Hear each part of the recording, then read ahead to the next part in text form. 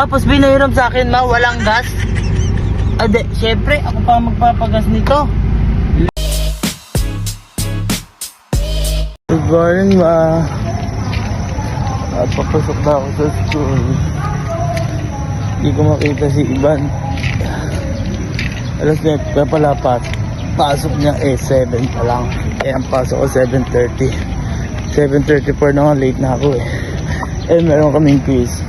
Siyempre, pagka may quiz, kailangan ng papel.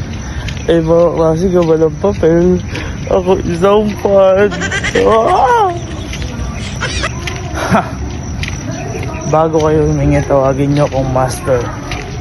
Master Kalop, pahingi ng papel.